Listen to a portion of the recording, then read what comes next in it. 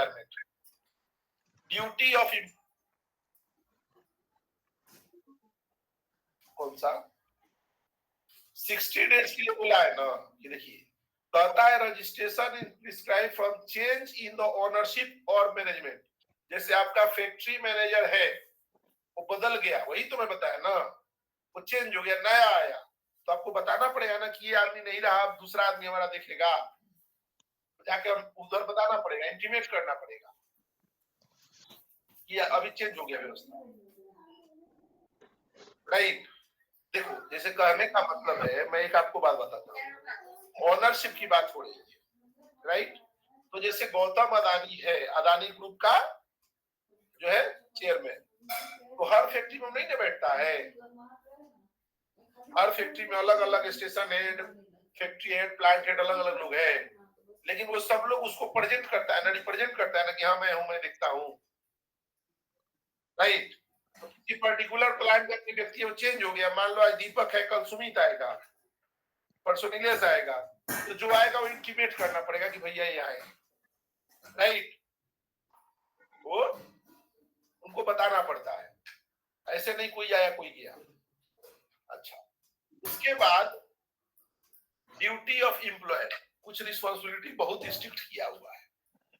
अब ड्यूटी क्या है देख लीजिए, ensure that work place is free from hazard, खतरा बिल्कुल नहीं होना चाहिए प्लांट में, कोई भी व्यक्ति को इंजरी नहीं होना चाहिए, राइट, किसी भी व्यक्ति को कोई भी इंजरी नहीं होना चाहिए। देखो क्या लिख रहा है, ensure that the workplace is free from hazards which cause और are likely to cause injuries और occupational diseases to the employ. Plant में कोई भी खतरा नहीं होना चाहिए और कोई भी बीमारी किसी भी व्यक्ति को नहीं हो, ये आपको इंश्योर करना है। Provide annual health checkup examination और test free of cost to such employ of such age और such class of employ of establishment. उनका एक एनुअल हेल्थ चेकअप कराना है और उसके लिए एक पैसा उनसे लेना नहीं है, फ्री में कराना।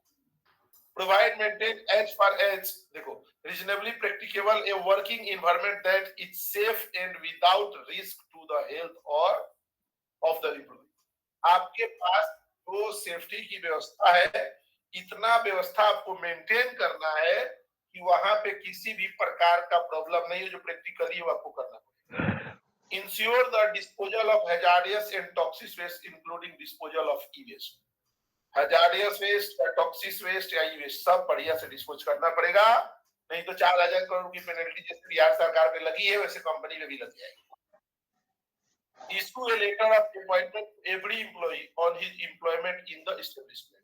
आपके पास जो भी लोग काम करेंगे उसको कुछ कागज देना पड़ेगा, ऐसा नहीं कि भैया कुछ नहीं देंगे तुम ऐसे ही काम करो, नहीं, उसको कुछ पेपर देना पड़ेगा, नहीं दोगे तो आपको ऊपर कार्रवाई हो सकती है।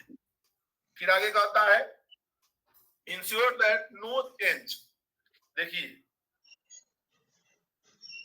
एक बात और बताइए, कार्रवाई कौन करेगा?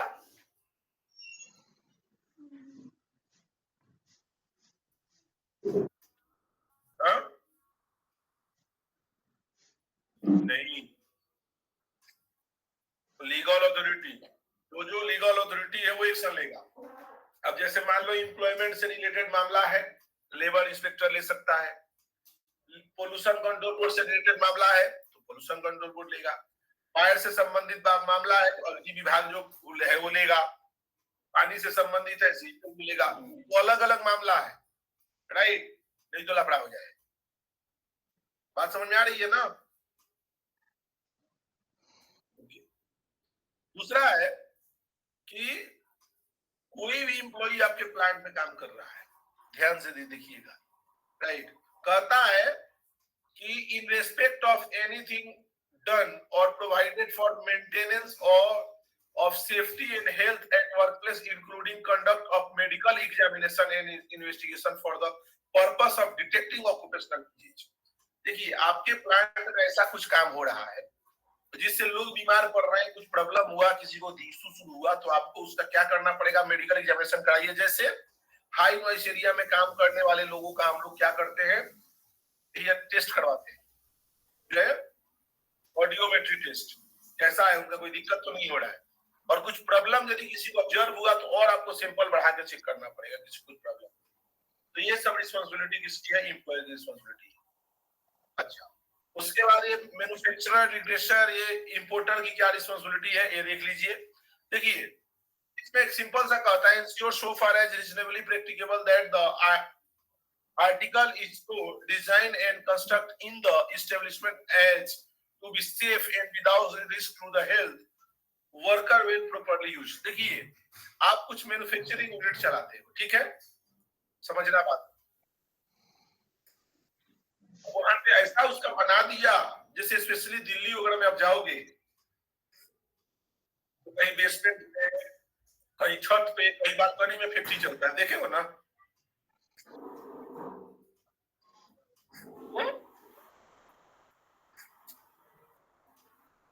चलता ही नहीं चलता है। तो आपको ऐसा बनाना पड़ेगा ना कि लोगों को कम से कम आराम से लोग वहां पे काम कर सके, वहां पे कोई रिस्क नहीं हो। अभी क्या होता है दिल्ली वगैरह में फायर होता है, लोग ज्यादा मात्रा में मर जाते हैं, क्यों?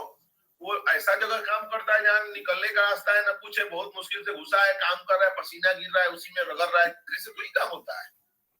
तो आपको व्यवस्था ऐसा बनाना पड़ेगा कि लोग बढ़िया से काम कर पाए, राइट। और उनका मेडिकल एग्जामिनेशन भी समय समय पे कराना पड़ेगा कि जो काम कर रहे हैं उससे कोई बीमारी नहीं हो रही है, कोई डिजीज वगैरह नहीं है, वो सही से चल रहा है, कोई परेशानी उनको नहीं हो रही है, आपको इंश्योर करने की जरूरत है। समझ रहे हो बात को ना? तो ये करना पड़ेगा, मतलब आपको वर्क प्लेस लोगों को अच्छा डिजाइन करके देना होगा। और क्या करना है? उनको सब कुछ इंफॉर्मेशन भी देना है। Take a step as may be necessary to ensure that the adequate information will be available। आपके पास जो प्लांट है उसके बारे में संपूर्ण जानकारी, आप क्या बनाते हो, उसमें क्या हैजार्ड है, क्या उनको करना है, क्या सावधानी रखनी है, एक कंप्लीट जानकारी आपको देनी है ताकि वो सावधानी में काम कर पाए, कोई रिस्क ना हो। तो ये होता है उनको कंप्लीट इंफॉर्मेशन देना। चलिए अब डिजाइन की जो मैं बात बोला कि डिजाइन अच्छे से करना है। अब एक बात बताइए, डिजाइन कैसा लग रहा है जो फोटो है? एक मिनट आपके सामने है, देख लो, एक मिनट देखो गौर से, अच्छा है बुरा है देखो फिर बोलना, एक मिनट टाइम ले लो। गलत है सर। सामने फोटो है, बताओ। रॉन्ग।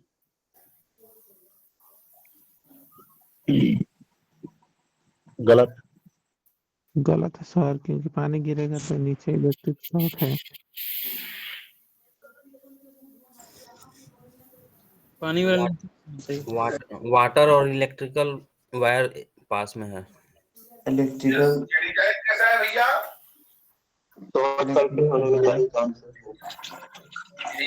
देखो कैसे सही है, बताओ जरा। नीचे इलेक्ट्रिकल पैनल है, ऊपर फायर हाइड्रेंट की लाइन है, गलती से लिखिए जो उसमें पानी गिरा तो क्या होगा?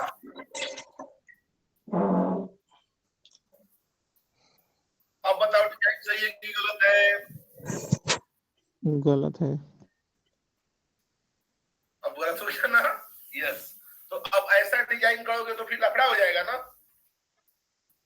तो ऐसा डिजाइन करना है, सोच समझ कर डिजाइन करना है। चलिए यस, कहता है duty of architect, project engineer और डिजाइनर, ये नया जुड़ा है, उनकी भी कुछ जिम्मेदारी दिया है। क्या? To ensure that all the, किसी ने कोई सवाल पूछा था क्या? किसी का कोई सवाल है अभी तक जितना चला? नहीं है, ठीक है। Planning stage, right, due consideration is given to the safety and health aspect of the building workers and employee who are employed in a erection, operation and execution of such project and structures as the case may be। देखो बात ऐसा है, railway का जो हादसा हुआ तो उसमें कोई व्यक्ति था, किस पार्टी का था मुझे नहीं मालूम है, या कोई तो था, बहुत अच्छा बात बोला कि जैसे मान लीजिए कुछ हादसा हो जाता है, लोगों को बोगी काट के निकालना पड़ता है, तो एटलीस्ट अब जो बोगी का निर्माण हो उसमें एटलीस्ट हर बोगी में दोनों साइड में दो दो ऐसा पैनल जैसा देना चाहिए जो पूरा खोल के एकदम उसको निकाला जा सके, कुछ स्विच दबाए, बटन दबाए, वो पैनल खुल जाए, पूरा बॉक्स ओपन हो जाए, ऐसा कुछ होना चाहिए। मुझे अच्छा लगा कि ऐसा होना चाहिए। जैसे इमरजेंसी विंडो तो रहता ही है, लेकिन बोला कि और थोड़ा कुछ हो जिससे लोगों को आसानी से निकाला जा सके। ये आइडिया अच्छा है, गैस कटिंग से नहीं काटना पड़े, तो ये आइडिया जो है सही है। तो डिजाइन में होना चाहिए। क्या बोले? बिल्ड, समझा नहीं?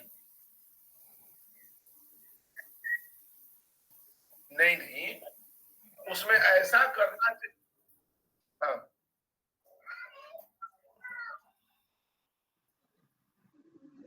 नहीं दब गया क्यों? उसको बाहर से रखना है ना, अंदर से क्यों रखना है?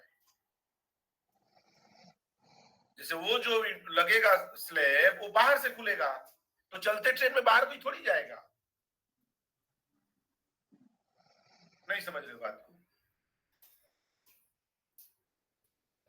नहीं, मतलब ये बात हो रही है, जस्ट आइडिया उसने दिया है कि जैसे बोगी को हमको काटना पड़ता है, तो उसमें हम लोग यदि ऐसा कर दें कि कुछ उसमें जगह जगह पे एटलीस्ट बोगी में 2 जगह हम लोग कुछ ऐसा पैनल जैसा कुछ बना दें जो जरूरत पड़ने पे उसको हम खोल सके, तो बोगी काटना नहीं पड़ेगा। तो ये एक सेफ्टी का प्रिकॉशन हो जाएगा। ये सुझाव था, आई थिंक बढ़िया था। अब उसमें लगाने के पहले सोचना पड़ेगा कि कैसा लगाया जाए, क्या किया जाए, ये तो सोचना ही पड़ेगा, राइट? ये देखना पड़ेगा कि कैसे किया जा सकता है, क्या उसमें सिर्फ रिस्क है बनाने में। देखो, कोई भी आप सेफ्टी फीचर्स ला रहे हो तो ये देखना पड़ेगा उसमें क्या रिस्क है, क्या उसमें हुआ है, ये सोचना पड़ेगा एक बार। कुछ हो सकता है कि इंप्लीमेंट करने में कुछ नुकसान भी हो जाए, एटलीस्ट आपको एक बार सोचना पड़ेगा, राइट? चलो, अगला है, adequate care shall be taken by the architect, project engineer and other professional involved, not in including anything in the design which would involve the use of। देखो, कहने का मतलब है कोई भी आर्किटेक्चर जब डिजाइन कर रहा है तो उसको ये देखना पड़ेगा कि जब इसका इस्तेमाल चालू होगा तो लोगों को इस्तेमाल करने में क्या नुकसान होगा, क्या फायदा होगा, ऑपरेशनल व्यू से कितना ये बढ़िया है, ये सब चीजें उसको देखना पड़ेगा, राइट? और कहने का मतलब ये है कि जब वो इस्तेमाल करना शुरू किया तो क्या कह रहा है कि यूज ऑफ डेंजरस स्ट्रक्चर्स और अदर प्रोसेस और मटेरियल हैजार्डियस और हेल्थ और safety of building workers and employee during the course of erection, operation and execution as the case में बी। देखो, बात ऐसा है कि आप जब किसी भी चीज का निर्माण कर रहे हो तो सुरक्षा फीचर्स की बात उसमें देखनी पड़ेगी, तो उसमें क्या कर सकते हैं, कैसे कर सकते हैं, और इसका इम्पैक्ट लोगों के हेल्थ पे क्या पड़ेगा, ये चीजें आपको देखनी पड़ेगी। तो ये सेक्शन 9 में आर्किटेक्ट की ड्यूटी भी दिया है, सेफ्टी फीचर्स के बारे में जानकारी यहाँ पे लाया गया है। अच्छा, अब ये बताओ, डिजाइन की बात हो रही है, क्यों? अब ये जो डिजाइन है कैसा लग रहा है? गलत है सर। सीढ़ी है और कोई गलत है सर।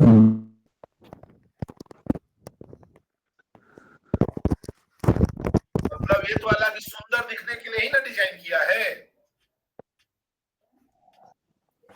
लेकिन एक बोलते हैं ना कि बनाने में ही बिगाड़ दिया है क्या? मतलब सीढ़ी में आप ब्यूटिफिकेशन करते हो, अब ऐसा करोगे तो इसमें रोज आदमी गिरेगा, कुछ इमरजेंसी हो गया तो कैसे लेके आओगे लोग? जी सर, गलत बना है। बनाने में इसको बिगाड़ दिया गया है ना, ऐसा बोल सकते हैं ना? इसको जो है बनाने में ही बिगाड़ दिया गया है, ऐसा नहीं है। आपको घास लगाना है, फूल लगाना है तो साइड में लगाइए, जाने जाने का एक कौन सा डिजाइन है? तो इसीलिए डिजाइनर को इस बार कंसीडर किया गया है। तो डेकोरेशन ही करना है तो साइड में करो। को सोच समझ के कुछ बनाना है, समझ रहे हो ना बात को? यस, तो डिजाइनर को भी देखना पड़ेगा क्या बना रहे हैं। अब कहता है this is a staircase of a company. देखिए अब leading to emergency assembly point doing execution there is a, देखो क्या होगा ये जो स्टैम्पेड है इसमें और चोट लग जाएगा, सीरियस इंजरी होगा ना, गिरेगा कोई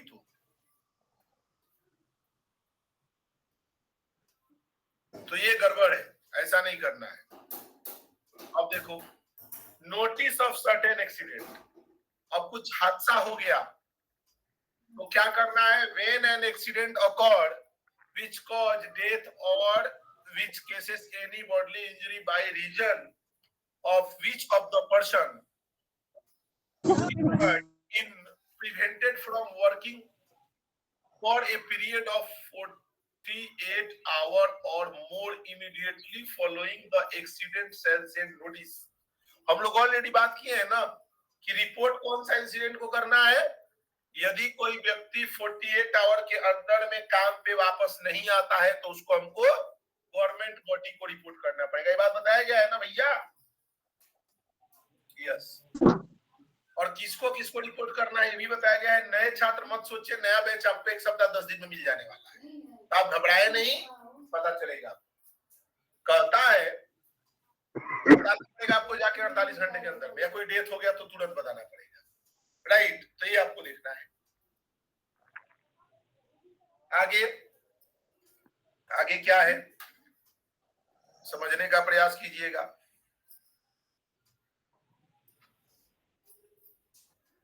लैपटॉप पे चाय गिर गया, एक मिनट रुको।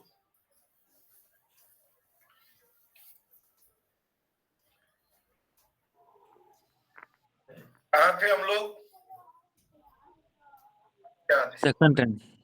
अब अगला डेंजरस ऑकरेंस, इसके बारे में चर्चा हुई है ना थोड़ा सा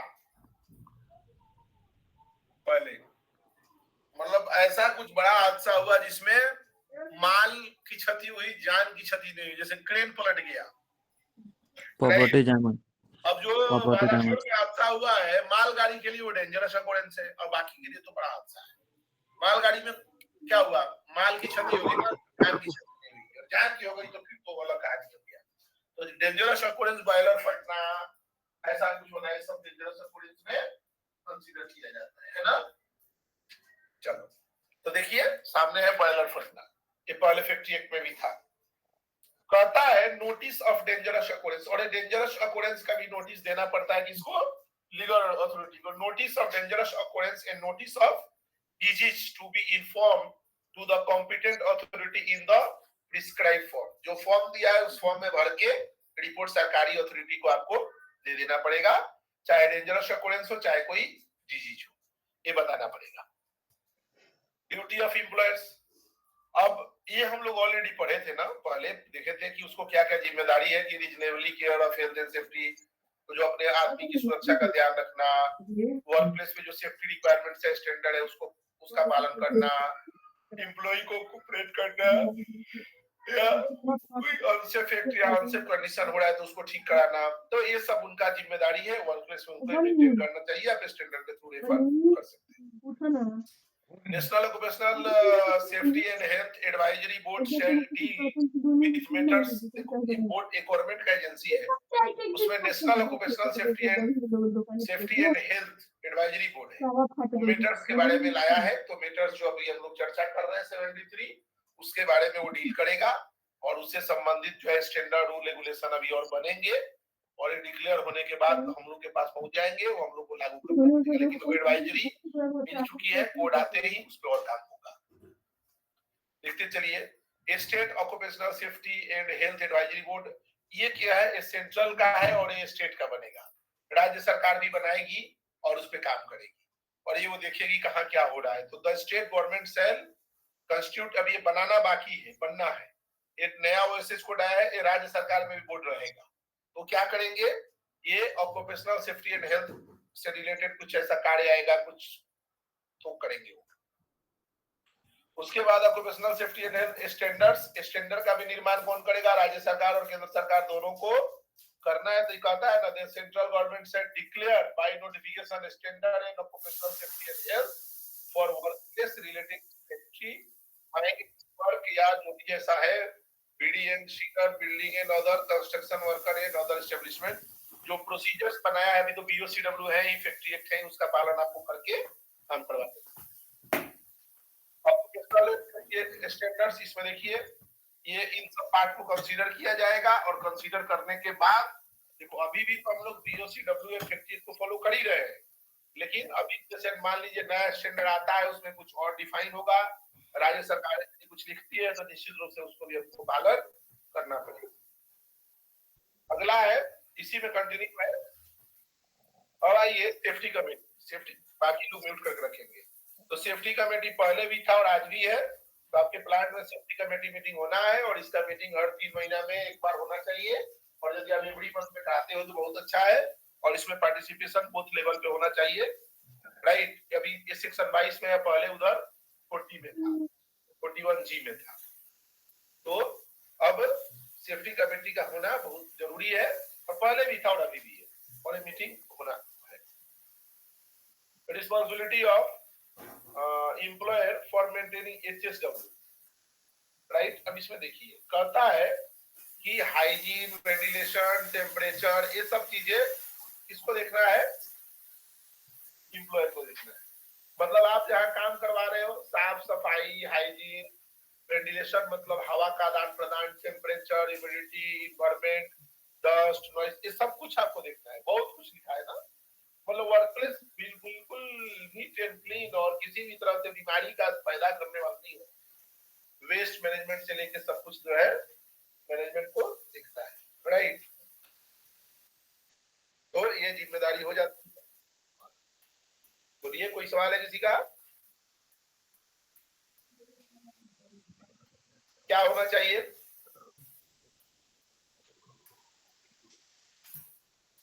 health and safety working condition की बात करता है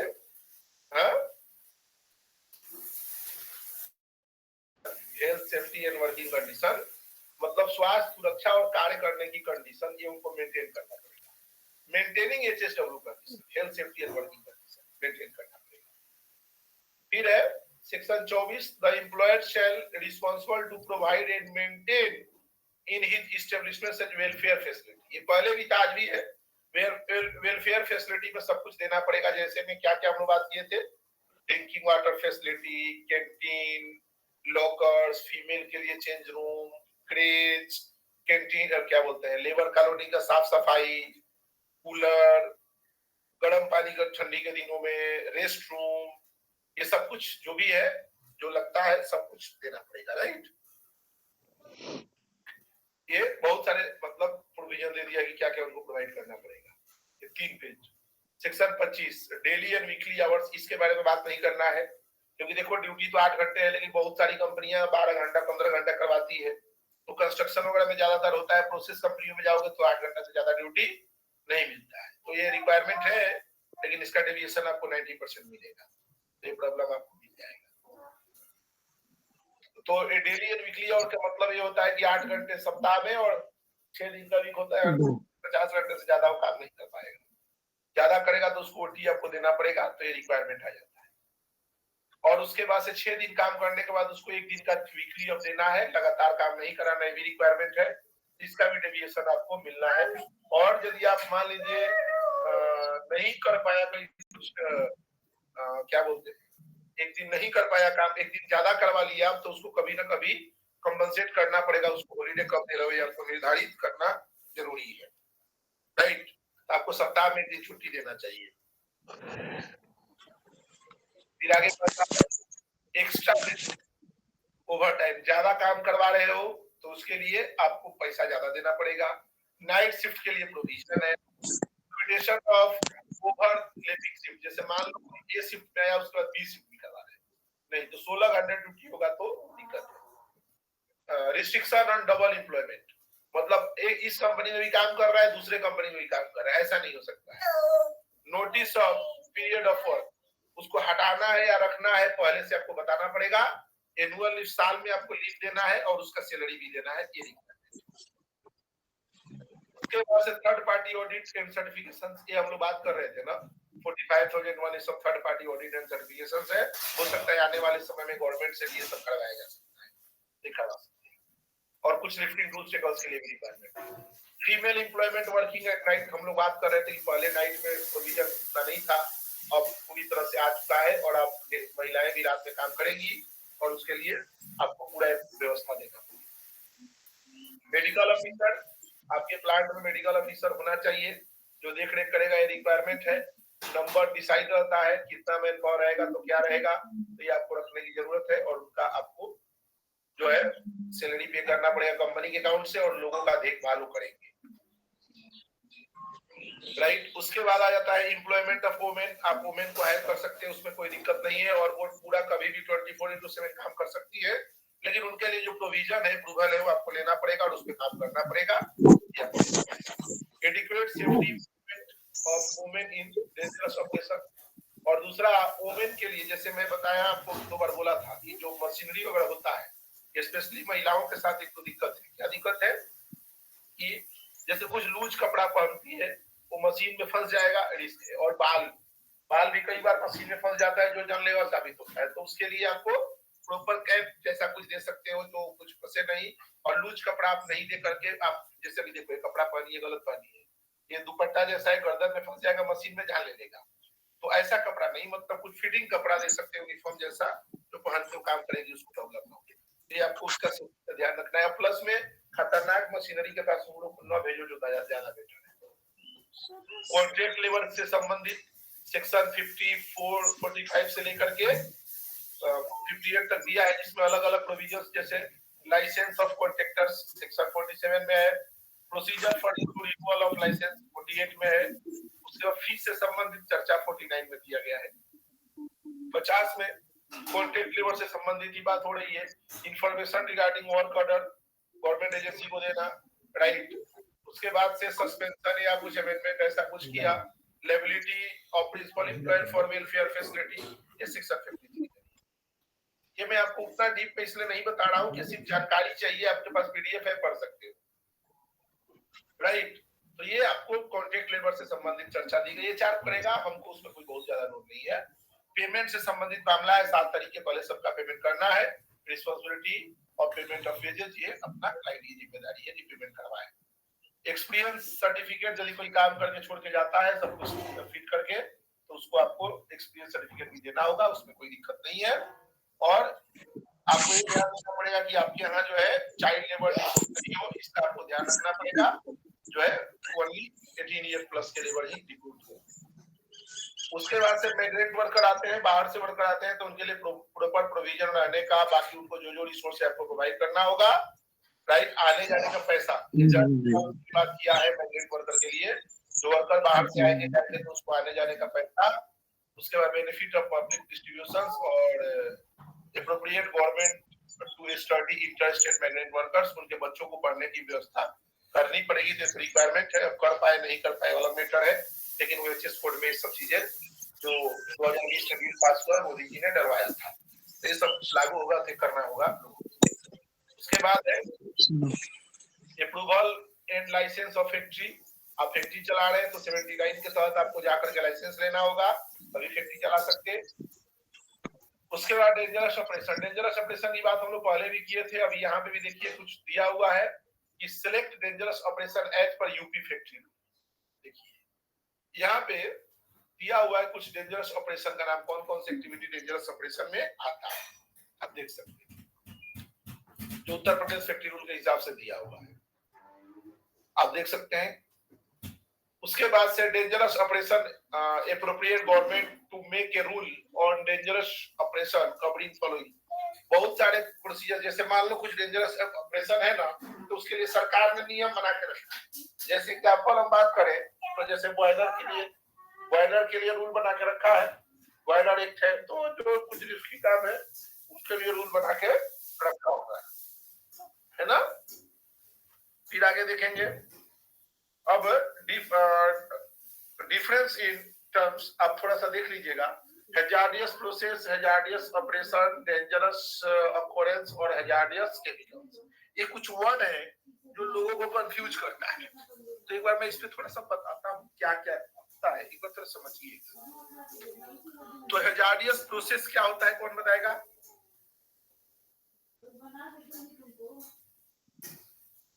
जिसकी चर्चा फैक्ट्री एक्ट के शेड्यूल 1 में की गई है। और कितना हैजार्डियस प्रोसेस था पहले? 29 हो गया 29 40 सर। हैजार्डियस प्रोसेस समझ गए। हैजार्डियस ऑपरेशन का मतलब होता है खतरनाक कार्य, ये कहीं भी हो सकता है, राइट? तो हैजार्डियस ऑपरेशन मतलब खतरनाक काम। उसके बाद हाँ, वो कहीं भी हो सकता है, आपके नॉर्मल प्लान में भी हो सकता है। अब हैजार्डियस ऑपरेशन का मतलब एग्जांपल, अब एलपीजी सिलेंडर का लोडिंग है, हैजार्डियस ऑपरेशन है, फटेगा, लफड़ा हो जाएगा। और डेंजरस ऑपरेशन और डेंजरस ऑकरेंस। तो डेंजरस ऑकरेंस मतलब अभी हम लोग पढ़े, बड़ा हादसा जिसमें माल की क्षति हो, जान की क्षति नहीं हो। और हैजार्डियस केमिकल आप समझते हो, खतरनाक केमिकल जैसे H2SO4 है, राइफोडिन है, ये सब खतरनाक केमिकल है जैसे। अब चलिए सेक्शन 84 में है, माफ करिएगा 83 में, यहाँ पे कमेटी बनेगी। किस लिए कमेटी बनेगी? हैजार्डियस प्रोसेस के लिए कमेटी बनेगी, वो देख रेख करेगी। माइक ऑफ करो। Of site appraisal committee for grant of for hazardous process including. देखो, कहने का मतलब यदि आप हैजार्डियस, कोई सवाल है किसी का? नहीं है तो हल्ला मत करो। प्रोसेस करते हो, ऐसा कुछ आपका आता है, उसके लिए कमेटी आपको बनाना पड़ेगा। उसकी compulsory disclosure of information occupier of hazardous process. और आपके पास कुछ हैजार्डियस प्रोसेस होता है तो गवर्नमेंट बॉडी को बता दो कि हमारे यहाँ ये काम होता है। Specific responsibility of occupier in relation to the hazardous process, और उससे संबंधित जिम्मेदारी की चर्चा सेक्शन 85 में की गई। उसके बाद इमरजेंसी स्टैंडर्ड्स। आपके पास प्लांट छोटा है, बड़ा है, ग्रीन में है, रेड में है, येलो में है, ऑरेंज में है, जिसमें भी है, आपको इमरजेंसी रिस्पांस प्लान बनाना पड़ेगा। और इमरजेंसी रिस्पांस प्लान बना करके उसका प्रॉपर तरीके से action plan chief inspector of factory को भी सबमिट करना होगा। उसके बाद से permissible limit of exposure of chemicals and toxic substance, ये तो रहेगा ही रहेगा कि ज्यादा मात्रा सब केमिकल का लिमिट दिया है, ज्यादा होगा तो आपको वहां पे मना किया जाएगा, तो आपको नहीं जाना है। उतना केमिकल में वर्कर काम नहीं कर सकता है, तो आपको कंट्रोल लेना पड़ेगा। और नहीं कंट्रोल हो रहा है तो ऐसा पीपी या मास्क पहनाना पड़ेगा जिससे उस आदमी की हेल्थ पे इफेक्ट। अब देखिए, ये जो है बहुत इंपॉर्टेंट प्रश्न है, इसका स्क्रीनशॉट ले लो और इसको एक एक प्रश्न को पढ़ के आना। TWA क्या है, STEL क्या है, TLV क्या है, RIDS क्या है, LD5, LC5, ये सब क्या है, एक क्वेश्चन करके आना, इस पे चर्चा हम लोग करेंगे। और सबका जवाब आप गूगल करो, मिलेगा। हमने ADIS का प्रश्न पत्र भेजा था, जिसमें से कई प्रश्न पूछे थे, आपने पेपर पढ़ा है, 8 पेपर के एग्जाम हो गए, इसमें से कई प्रश्न पूछे गए हैं, देख लेना। TLV पूछा गया है, TWA पूछा गया है, LD5 के बारे में पूछा था, इस सब के बारे में पूछा है, ये जानना जरूरी है, राइट? जैसे TLV थ्रेशोल्ड लिमिट वैल्यू क्या है, पता है क्या? चलो, उसके बाद से जनरल पेनल्टी फॉर ऑफेंस। आप वायलेशन करोगे ना, आपके ऊपर पेनल्टी लगेगी, कंपनी के ऊपर, नोट आपके ऊपर। या आप देख लो, पकड़ के क्या हाथ में क्या है, हथकड़ी, मतलब अंदर भी डाल दिया जाएगा। मतलब पेनल्टी फॉर नॉन मेंटेनेंस और of registered record in non fulfilment of return. Punishment for, देखो कहने का मतलब है कि जो जो प्रोविजंस आपके लिए दिया है उसको ब्रेक करोगे, तोड़ोगे, तो आपके ऊपर ये सब पेनल्टी या आपको अंदर भी डाला जा सकता है। पनिशमेंट कैसा होगा ये डिसाइड किया जाएगा कि आप किस टाइप का वायलेशन किए, उसके हिसाब से आपके ऊपर पनिशमेंट डिसाइड होगा। बड़ा वायलेशन है तो बड़ा अमाउंट में, या जरूरत पड़ी तो इंडस्ट्री क्लोज करने का भी डिसीजन गवर्नमेंट एजेंसी दे सकता है। तो इसके लिए आपको देखना पड़ेगा, ये बड़ा हादसा हुआ तो बंद करने का आदेश दिया जा सकता है। जैसे मुजफ्फरपुर में नूडल्स फैक्ट्री में धमाका हुआ, फैक्ट्री परमानेंट सील हो गया है, चलने का कोई अनुमति नहीं मिल रही है, ऐसा हो सकता है। उसके बाद से वही बात कर रहे थे कंपनी के ऊपर, और उसमें कोई पर्टिकुलर एम्प्लॉय भी दोषी पाया जाता है तो उसके अगेंस्ट में भी कार्रवाई की जा सकती है। तो ये हो गया आपका ओएसएस कोड, ये समाप्त होता है। हमने आपको मोटा मोटी बता दिया है शॉर्ट में, और ये पीडीएफ आपके पास अवेलेबल है, इसको आप गो थ्रू कर सकते हो।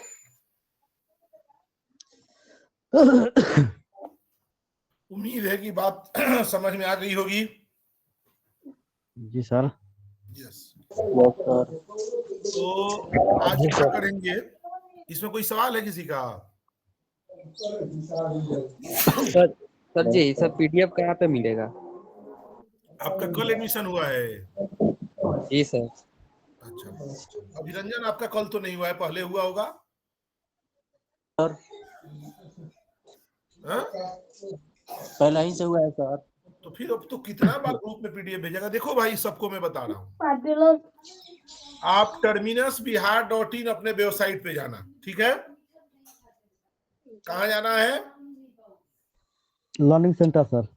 terminusbihar.in में जाके लर्निंग सेंटर में जाइए और यहाँ पे सब पीडीएफ अवेलेबल है। देखिए, यहाँ से प्रोस्पेक्टस अपना पहले है, उसके बाद बहुत सारे बुक अवेलेबल है। देखिए, बहुत सारे बुक अवेलेबल है। वैसे यही है ओएसएच कोड, ये है, यही पीडीएफ, इसको डाउनलोड कर लेना, ठीक है? इसको जाके यहाँ से आप डाउनलोड कर लेना, चलेगा ना भाई? जी सर। चलेगा, ठीक है। चलो, तो हम लोग क्वेश्चन कल वाला सॉल्व करा लेते हैं। राजकुमार बताइए, सर। कैसे किए हैं?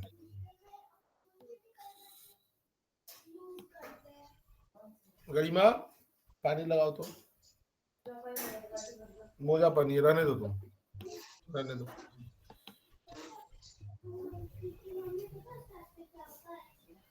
चलो, ये प्रश्न है ना भाई? जी सर यही है। Yes sir. गुड। जी सर। 1 मिनट रुको, हाँ, 1 मिनट।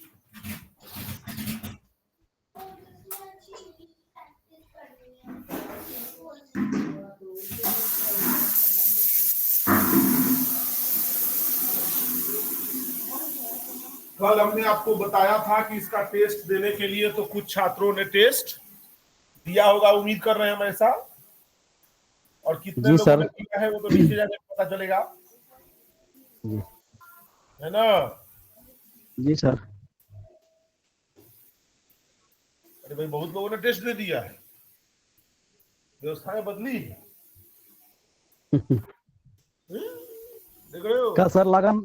कल सर लगन नहीं था ना, इसीलिए सबको टेस्ट दे दिया है। तो मतलब लगन नहीं था? जी। कल बहुत था। सारे छात्रों ने दिया है, अच्छी बात है। पढ़ोगे तो फायदे में रहोगे, नहीं पढ़ोगे तो और ज्यादा फायदा में रहोगे। मैं तो पहले ही कहा हूँ, क्या बोल रहे हो?